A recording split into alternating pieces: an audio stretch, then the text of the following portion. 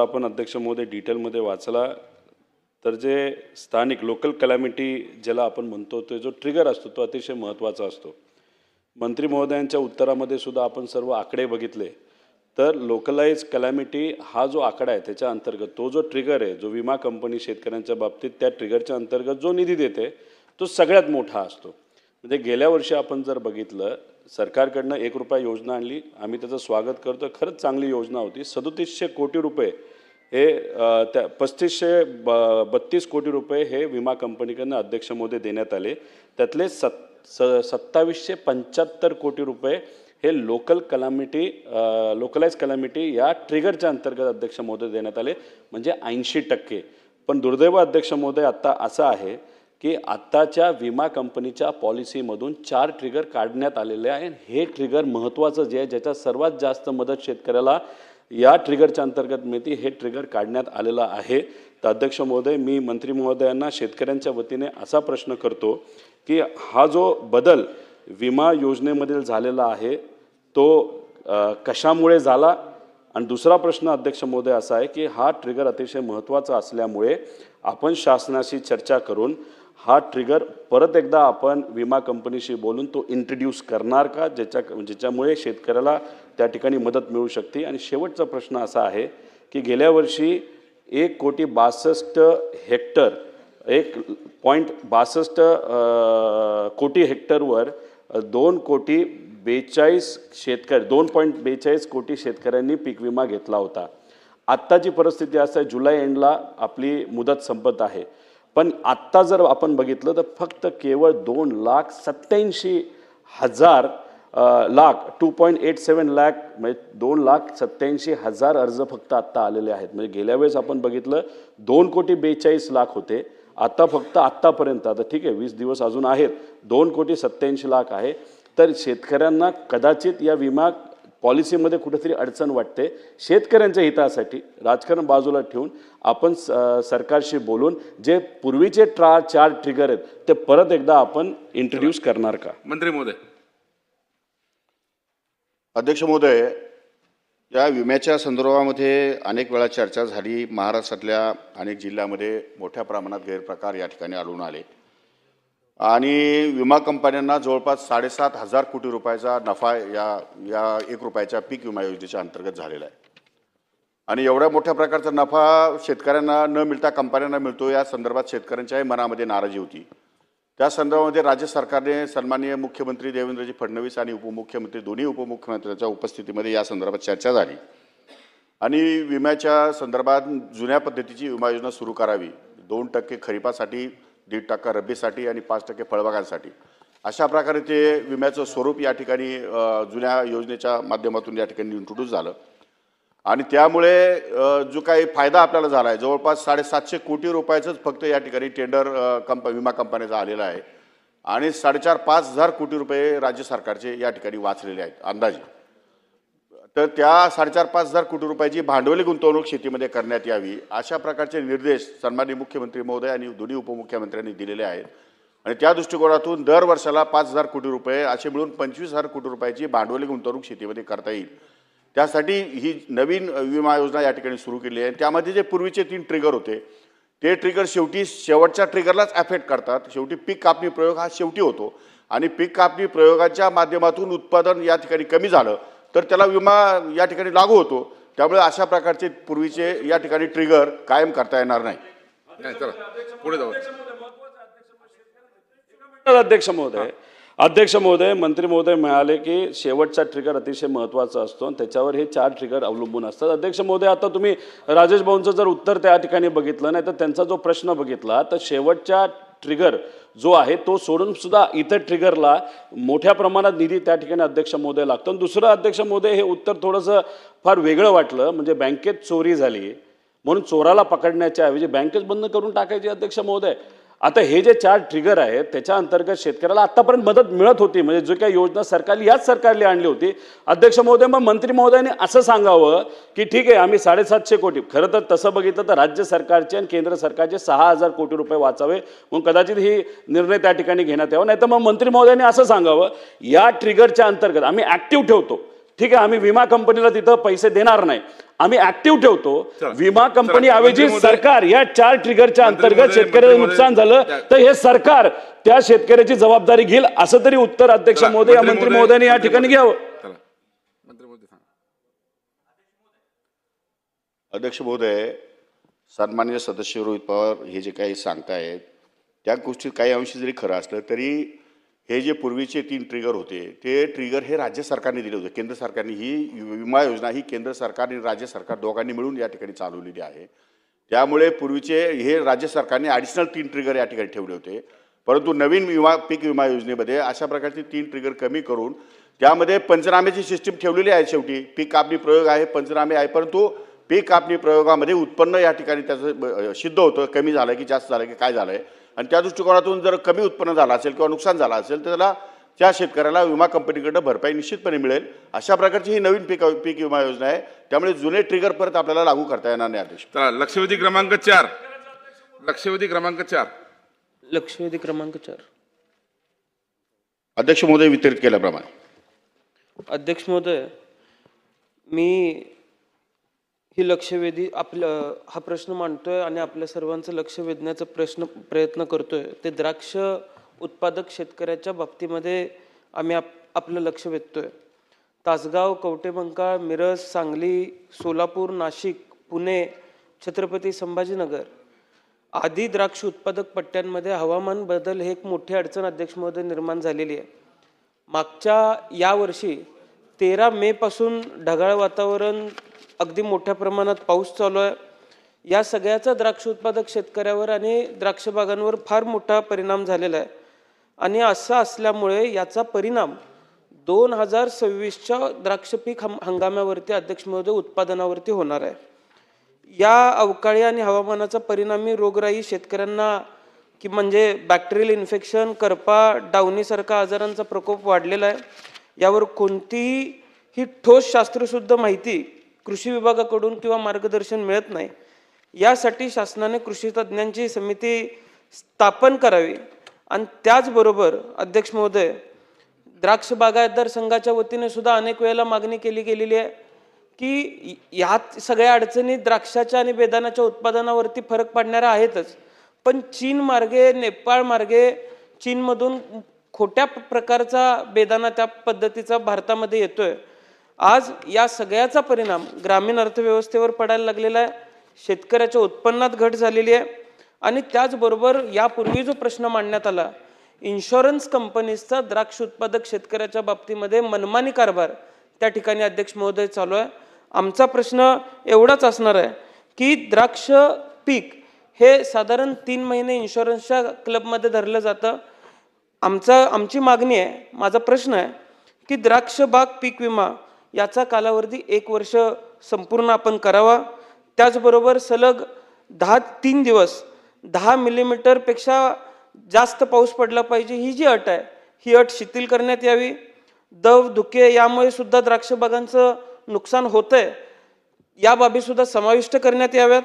आणि त्याचबरोबर द्राक्ष बागांचा एकरी विमा उतरवण्यासाठी 19,000 रुपये हे हप्ता म्हणून घेतला जातो, तर ही रक्कम सुद्धा शासनाकडून कमी करण्यात यावी अशी विनंती मी कृषी मंत्री महोदयांना करतोय. चला, मंत्री महोदय. अध्यक्ष महोदय, विमा कंपन्यांचा विषय असल्यामुळे विमा कंपन्यांशी चर्चा करून तो निर्णय घेण्यात येईल. कारण शेवटी शासन भरपाई देत नाही, ती विमा कंपन्यांकडे भरपाई मिळते. आणि विमा उतरवल्यानंतर किती काळ विमा तो लागू होतो, किती काळात लागू होतो ही कंपनी ठरवते आणि शेतकरी ठरवतात. त्यामध्ये त्यांच्याबरोबर बसून चर्चा करण्यात येईल. सन्माननीय रोहित पाटील यांनी जो प्रश्न विचारला ही गोष्ट खरी आहे की वातावरणीय बदलामुळे द्राक्ष बागावर काही अंशी परिणाम या ठिकाणी झालेला आहे. जे मे द्राक्ष पिकाखालील एकूण बाधित क्षेत्र जे होतं 2023मध्ये सोलापूर जिल्ह्यामध्ये 7 हेक्टर, नाशिकमध्ये कमी होतं.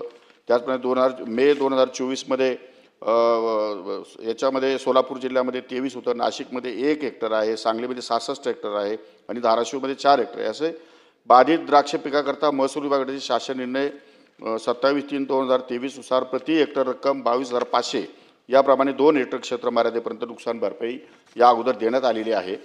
आणि या बाधित झालेल्या द्राक्ष पिकाकरता महसूल विभागाकडील हा जो 24 नुसार प्रति हेक्टर रक्कम जी आहे ती आता 36,000 रुपये याप्रमाणे 3 हेक्टर क्षेत्र मर्यादेपर्यंत महसूल विभागामार्फत नुकसान भरपाई देण्यात येते. अध्यक्ष महोदय, द्राक्ष पिकामध्ये ऑक्टोबर महिन्यातील छाटणीनंतर घेण्यात येणाऱ्या उत्पादनाची द्राक्षाची काढणी ही जानेवारी ते मार्च महिन्यात करण्यात येत असून अल्प प्रमाणातील क्षेत्रावर मे महिन्यात काढणी या ठिकाणी होते.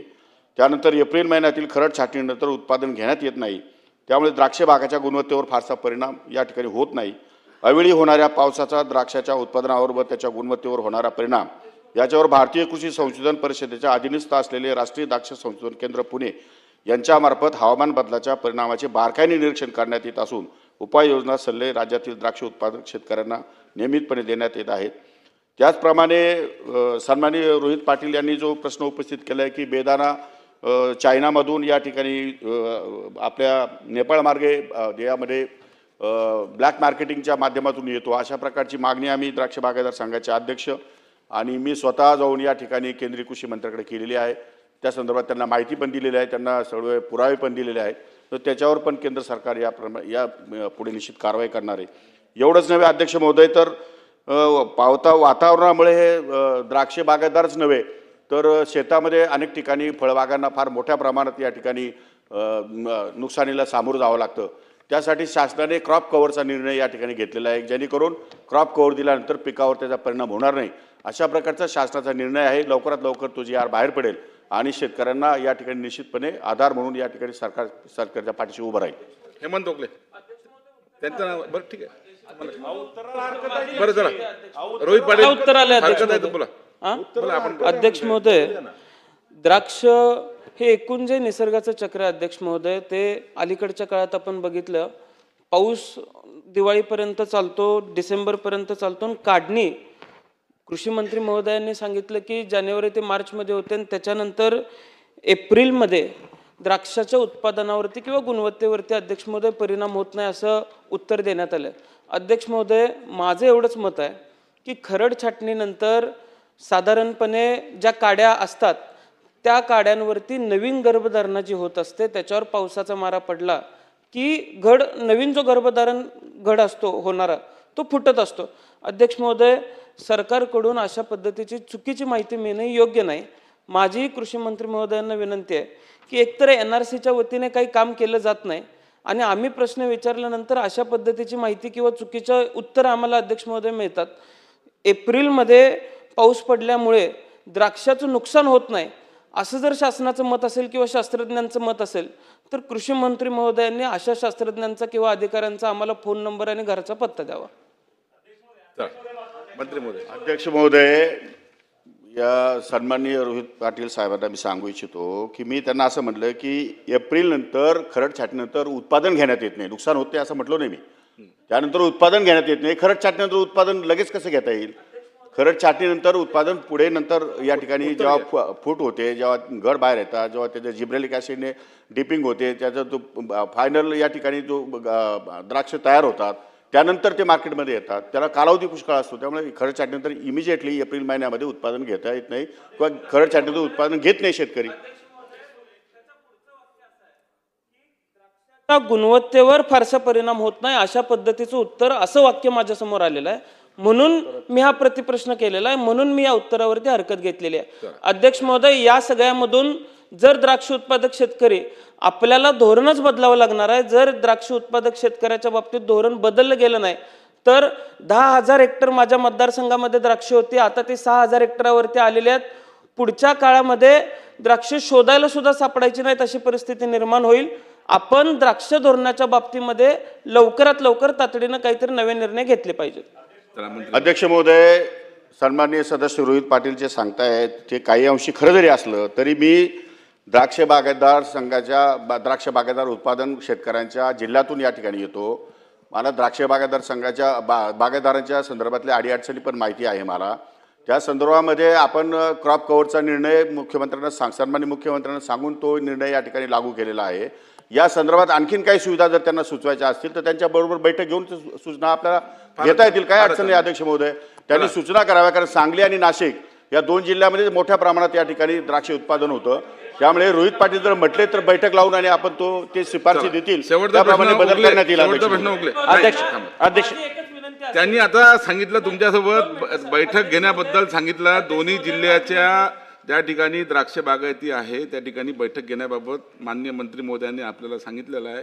त्यामुळे अजून काही सूचना त्यात द्या आपण आणि शासनाकडून काय उपाययोजना करायची. अध्यक्ष महोदय, माझी एकच सूचना असेल अध्यक्ष महोदय की या बैठकीला इन्शुरन्स कंपनीजला सुद्धा बोलवलं जावं. मी मागच्या अधिवेशनामध्ये सुद्धा इन्शुरन्स कंपनीच्या मनमानी कारभाराविरोधात प्रश्न मांडला होता. त्यावेळेसही मला असंच उत्तर देण्यात आलं होतं की त्यांच्यावरती कारवाई करण्यात येईल. किंवा आता एक उदाहरण द्यायचं झालं, माझ्या मतदारसंघातलं कुमटे गाव आहे, मेघा मनोज पाटील म्हणून ही व्यक्ती आहे, इन्शुरन्स क्लेम झालाय, कलेक्टर साहेबांसमोर तक्रार दाखल झाली, हिअरिंग घेतलं जातं, हिअरिंगला इन्शुरन्स कंपनी गेलं 2-3 हिअरिंगला एकदाही उपस्थित राहिली नाही. इन्शुरन्स कंपनीजला सुद्धा चला, आपण या इन्शुरन्स कंपनी- बैठकीला बोलवा अशी विनंती आहे. बरोबर मिटिंगला बोलवलं जाईल. बरं, छान, फार छान. हा शेवटचा प्रश्न ओकले. अध्यक्ष महोदय, नाही नाही बघा अध्यक्ष महोदय, पुनर्रचित हवामान आधारित हो पाटील साहेब, मीटिंग मध्ये तुम्हाला सुद्धा ते बोलवतील. पुनर्रचित हवामान प्रश्न आधारित मांडा. पीक योजना ओकले साहेब. या संदर्भात मला अध्यक्ष महोदय आपल्या पुढे काही विषय मांडायचे आहेत. अध्यक्ष महोदय, माझ्या अहिल्यानगर जिल्ह्यामध्ये जवळपास 4000 हेक्टर द्राक्षाचं उत्पादन होतं. अध्यक्ष महोदय, मला मंत्री महोदयांना आपल्या माध्यमातून फक्त 2-3 काही गोष्टी त्या फक्त पुढे मांडायच्या प्रश्न आहेत. विचारा. अध्यक्ष महोदय, फळ पीक विमा ट्रिगर निश्चित करण्यात आलेल्या आहेत. त्या ट्रिगरमध्ये ढगाळ हवामानामुळे येणाऱ्या रोगाच्या समस्या, त्याचबरोबर विविध पावसाचे 5 MM अशा पद्धतीने आकडेवारी निश्चित केलेली आहे. आपल्याला विनंती की सर्कल जे आपण पकडलेलं त्या सर्कल ऐवजी गाव हे पकडण्यात यावं. कारण कारण त्या सर्कलमुळं 15-20 गाव असतात एका सर्कलमध्ये, त्यामुळं गाव हा त्याच ठिकाणी ठेवण्यात यावा. नवीन GR आहे याच्यामध्ये खूप अडचणी आहेत.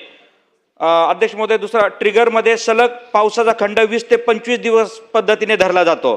त्यामुळे जो मधला पिरियडमध्ये जर पाऊस पडला तर अडचण तयार होते. त्यामुळे त्या मधल्या पिरियडमध्ये पण ट्रिगर चालू असावा. पावसाचा खंड ठरवताना नुसतं खंड असून उपयोग नाही, तर तापमानाची पण अट घातलेली आहे. बराच वेळा खरीपामध्ये वातावरण ढगाळ असल्यामुळे तापमान काउंट होत नाही. त्यामुळे त्याचा एक मुद्दा आपण याच्यामध्ये करण्यात यावा. फळ पीक योजनेचा ट्रिगर ठरवताना प्रत्येक ट्रिगर शेतकऱ्याला वेगवेगळ्या विभागाचे, उदाहरणार्थ पाटबंधारे विभागाने प्रत्येक गावात ट्रिगर ठेवलेला आहे. तर तशा पद्धतीने जर आपल्याला अचूक मोजमाप करायचं असेल तर ते एक करण्यात यावं. आणि फळ पिकांच्या निश्चित हमी भावासाठी बाजारपेठ नाही, यासाठी पणन विभागामार्फत शाश्वत बाजारपेठ असल्याचे शेतकरी या योजनेमध्ये फळ पीक विमा योजनेत सहभागी होत नाहीत. त्यामुळे त्यांना प्रोत्साहन देण्यासाठी ह्या गोष्टी करण्यात याव्यात. त्याचबरोबर फळ पीक विमा योजनेसाठी प्रीमियम रक्कम सद्यस्थितीत खूप जास्त ठेवलेली आहे, तर ती रक्कम कमी करण्यात यावी. आणि फळ पीक विमा योजना पूर्ण वेळ कार्यालय त्या संस्थेचं, म्हणजे ज्या विमा कंपन्यात ICICI लोंबार्ड वगैरे यांचं कार्यालय कुठेही जास्त दिसत नाही, त्यामुळे ते कार्यालय प्रत्येक ठिकाणी उघडण्यात यावं. आणि शेवटचा मुद्दा अध्यक्ष महोदय, शेतकऱ्यांच्या प्रत्येक 3 महिन्याचे किंवा 6 महिन्याचे लागू झालेले हवामान परिस्थितीचे संदेश हे मोबाईलवरती जर देण्यात आले तर बरं होईल, कारण ते मोबाईलवरती देण्यात येत नाहीत. धन्यवाद अध्यक्ष महोदय. मंत्री महोदय उत्तर द्या. अध्यक्ष महोदय, सन्माननीय सदस्य यांनी जी सूचना केली त्या सूचनेच्या अनुषंगाने मी आपल्याला सांगू इच्छितो की राज्य सरकारने प्रत्येक गाव ठरवून या ठिकाणी वेदर स्टेशन उभं करण्याचा निर्णय घेतलेला आहे. अध्यक्ष महोदय, कॅबिनेटमध्ये हा निर्णय झालेला आहे, त्याला मंजुरी मिळालेली आहे. प्रत्येक गावामध्ये वेगळं वेदर स्टेशन असणार आहे. त्यामुळे आता सर्कलमध्ये वेदर स्टेशन नसून प्रत्येक गावामध्ये त्यामध्ये क्रायटेरिया लावला जाईल आणि गावाच्या आजूबाजूला 20 किलोमीटर क्षेत्रामध्ये जे काही ज्या ट्रिगरमुळे या ठिकाणी पिकावर अफेक्ट होईल किंवा पिकं या ठिकाणी नुकसान होईल ते सगळे ट्रिगर त्या ठिकाणी वेदर स्टेशनच्या अंडर येणार आहेत. आणि त्या कंपनीबरोबर बोलून आपण त्या संदर्भात त्यांना नुकसान भरपाईची या ठिकाणी निश्चितपणे दखल घेतली जाईल. चला, अभिजित पाटील शेवटचा प्रश्न घ्या. अभिजित पाटील. अध्यक्ष महोदय, मंत्री महोदयांनी उत्तर आता द्राक्ष साहेब, माझ्या सोलापूर जिल्ह्यामध्ये 20,400 हेक्टर द्राक्ष आहेत आणि तुम्ही आम्हाला बोलू द्यायला पाहिजे. आज अहो तुमच्या जिल्ह्यात नाही द्राक्ष पवार साहेब, द्राक्ष आमच्या जिल्ह्यात आहेत. अभिजित पाटील, प्रश्न मांडा. मंत्री महोदय जिल्ह्यात आहेत, तुम्ही बोलू का देत नाही? असं नाही ना चालणार. प्रश्न मांडा. तुम्ही मनमानी कारभार करता का सत्ता पक्ष आहे म्हणून? प्रश्न मांडा. आज अध्यक्ष महोदय, 20,400 हेक्टर द्राक्षे माझ्या सोलापूर जिल्ह्यात आहेत. माझ्या मतदारसंघात मानेगाव असेल, पंढरपूर तालुक्यातलं काशेगाव असेल, स्वित्झर्लंड म्हणून ओळखलं जातं द्राक्षामध्ये सगळ्यात चांगलं त्या ठिकाणी आमच्या द्राक्षेचं हब म्हणून. आणि मग आमच्या इथल्या परिस्थिती अशी आहे की मंत्री महोदय आपणच उत्तरात दिलंय मे मध्ये राज्यातील शेती पिकाच्या एकूण नुकसानी बाधित शेतकरी मे 2023ला 14,381 आणि मे 2024ला 37,854. परंतु द्राक्षाची परिस्थिती फक्त काय तर सोलापूर जिल्ह्यात 7 हेक्टर आणि मे 2024ला 33 हेक्टर. आज मग आमचं क्षेत्र 20,400 हेक्टर आणि आमचं नुकसान भरपाई किती हेक्टरला मिळाली 33 हेक्टरला. मग हे नेमकं कुठले निकष लावलेत, नेमका काय आहे? आज आमचे द्राक्ष बागायतदार इतके अडचणीत आहेत. मागच्या दोन्ही अधिवेशनात आम्ही हा विषय मांडलाय. 1 एकर बाग लावायची म्हणलं तर 6 ते 8 लाख रुपये कर्ज येतो आणि त्याला कर्ज काढावं लागतं आणि ते कर्जाच्या खाईत आहेत. आज आत्महत्या करायची वेळ आली आहे. द्राक्षेवाले एवढी अवस्था बेकार नाही. आज पाऊस बघतोय आपण मे मध्ये पडतोय, अवेळी पडतोय, कधी पण पडतोय आणि मग आज मार्केटिंगला द्राक्षे जात नाही. बेदाण्याची अवस्था अशी आहे आणि मग ह्या शेतकऱ्यासाठी आपण नेमकं करणार काय? आणि आपण सांगताय उत्तरात 36,000 रुपये आपण 3 हेक्टर पर्यंत दिले, पण किती लोकांना दिले? 20,000 हेक्टर द्राक्ष आहेत आमच्यात आणि 33 हेक्टरला आपण देताय का? तर ह्या इन्शुरन्स कंपन्याला सरकार का पाठीशी घालतंय? ह्यांच्याशी काय लागेबांधे आहेत आपले? कशासाठी आपण त्याला एवढं पाठीशी घालतोय? कारण 33 हेक्टरला फक्त त्या ठिकाणी जर योजना मिळत असेल तर ह्याचा अर्थ काय घ्यायचा? आणि मग आमच्या शेतकऱ्याला नेमकी मदत कधी मिळणार? उत्तर द्या. अध्यक्ष महोदय, ही जी नुकसान भरपाई दिली जाते ती अवकाळी पावसामुळे दिली जाते. अवकाळी पावसामुळे झालेल्या नुकसानग्रस्त शेतकऱ्यांना ही नुकसान भरपाई दिली जाते. त्यामुळे अवकाळी पावसामध्ये ज्या शेतकऱ्यांचं नुकसान झालं, ज्यांनी अर्ज केला आहे त्यांचे पंचनामे केलेत, त्यांनी सांगितलं असून तेवढी भरपाई ज्या शासनाकडे आकडा उपलब्ध आहेत, ज्या जर शेतकऱ्यांनी अर्जच केले नसतील जर नुकसान भरपाई होऊन, तर ते कसं आपण कंपनी ग्राह्य धरणार? त्यामुळे ज्या शेतकऱ्यांनी अर्ज केले त्या शेतकऱ्यांना आपण नुकसान भरपाई दिलेली आहे किंवा कंपनीला आपण द्यायला सांगितली आहे. आणि जर सन्माननीय सदस्यांनी असं मला निदर्शनास आणून दिलं की अनेक शेतकऱ्यांनी या ठिकाणी अर्ज केलेले पण त्यांना नुकसान भरपाई मिळाली नाही, तर त्यावर वेगळा तोडगा काढता येईल अध्यक्ष महोदय. त्यामुळे लागवडीखाली किती क्षेत्र आहे हे महत्त्वाचं नाही, नुकसान अवकाळी पावसामुळे झालेलं नुकसानाचं क्षेत्र महत्त्वाचं आहे. चला, लक्षवेधी क्रमांक 5 ही पुढे ढकलण्यात आलेली आहे. लक्षवेधी क्रमांक 6 लक्षवेधी क्रमांक 5 ही नियमित बैठकीत घेण्यात येईल. हे बघा पाटील साहेब हे बघा पाटील साहेब हे बघा. नाही असं चालणार नाही. चला, लक्षवेधी क्रमांक 6 कोण आहेत? अध्यक्ष महोदय, अहो तुम्ही आता प्रश्न विचारला, प्रश्नाचं उत्तर त्यांनी दिलं. ऐका, तुम्ही ऐकूनच घ्यायला तयार नाही, त्याला काही बोलता येणार नाही. तुम्ही बघा पाटील साहेब, तुम्ही ऐकून घेणारच नसाल. हे बघा, तुम्ही ऐकून घेणार नसाल तर त्याला काही इलाज नाही. हे बघा, तुम्ही प्रश्न विचारल्याच्यानंतर त्यांना उत्तर दिलं. हा 20,000 हेक्टरला त्या ठिकाणी आमच्या इथं नोंद आहे आज आमच्या द्राक्षे आणि 33 हेक्टरला फक्त त्या ठिकाणी आम्हाला नुकसान भरपाई मिळाली आहे. उर्वरित ज्या लोकांचे पंचनामे झालेत परंतु त्याला नुकसान भरपाई मिळालेली नाही, अशांना तुम्ही त्या ठिकाणी देणार का? आणि 33 हेक्टर आज आमच्याकडे एवढी त्याच्यासाठी लोक दारात बसतायत, उपोषण करतायत. सोलापूरचे 81 कोटी रुपये आज कलेक्टर साहेबांनी बोलल्यानंतर त्यांनी सांगतात सरकारचा 140 कोटीचा हप्ता द्यायचा राहिलाय, त्यामुळे इन्शुरन्स कंपनी देत नाही. आज आमचं म्हणणं आहे ज्या 20,000 हेक्टर शेतकऱ्यापैकी 33 हेक्टरला मिळालंय, उर्वरित जे बाधित आहेत त्यांना सरकार त्या ठिकाणी मदत देणार का? 100% शेतकऱ्यांना नुकसान भरपाई दिली जाईल. जर त्या शेतकऱ्यांचे अर्ज असतील नियमाप्रमाणे तर त्यांना नुकसान भरपाई 100% दिली जाईल. आणि सरकार उत्तर घ्या ना हो अभिजीतजी, उत्तर हो ना. मग अरे मी दिली जाईल सांगितलं ना. मग अरे हो, मी दिले. बघा, मी अर्ज तर केला पाहिजे. अरे शेतकऱ्यांनी कमीत कमी नुकसान झालंय माझं हे तर सांगितलं पाहिजे. असं नाही करता, त्याला प्रोसेस आहे. हे बघ अहो त्याला प्रोसेस आहे, तुम्ही सांगा तसं कसं चालेल? त्याला प्रोसेस आहे, अर्ज करावा लागतो, नुकसान भरपाई झाली का नाही पंचनामे करतात अधिकारी, शेतकरी चला. पंचनामे करतात, पुढे कृषी जाऊया अधिकारी आता. पंचनामे पुढे करतो. जाऊया. आता हे बघा मंत्री असे महोदयांनी मोगम कसे मंत्री भरपाई महोदयांनी देणार? सविस्तर उत्तर दिलेलं आहे आणि मंत्री महोदयांनी सांगितलेलं आहे की त्यांना उर्वरित शेतकऱ्यांना मदत मिळेल, त्यांनी अर्ज करावा, हे माननीय मंत्री महोदयांनी सांगितलेलं आहे. नाही. चला, लक्षवेधी क्रमांक 6 आहेत का? लक्षवेधी क्रमांक 6 पुकारा, आपण पुकारा. आपण अभिजित पाटील पाटलांच्या बरोबर बैठकीला मी तुम्हाला दोघांना बोलवतो.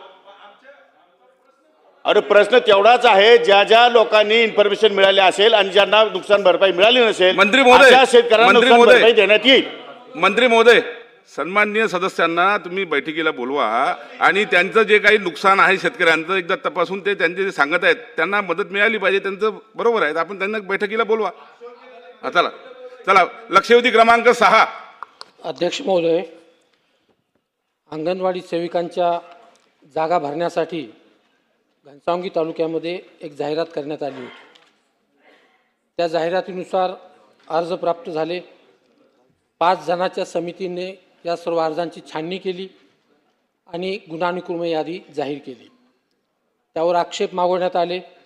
आक्षेपांची सुनावणी घेऊन CDPO यांनी भरती करण्याचे त्यांना पूर्ण अधिकार देण्यात आले. आक्षेपांची सुनावणी घेऊन भरती करताना घनसावंगी येथील CDPO यांनी खालील प्रकारच्या गंभीर अनियमितता केलेल्या आहेत.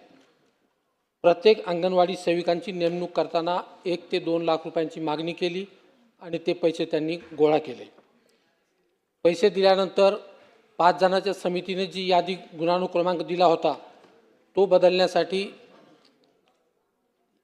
कागदोपत्रांमध्ये फोर्जरी केली, फेरफार केला.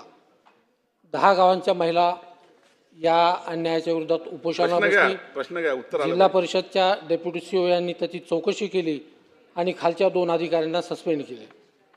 परंतु जो मेन CDPO आहे ज्यांनी हा सगळा गैरप्रकार केला त्याच्यावर आत्तापर्यंत कोणतीही कारवाई झालेली नाही.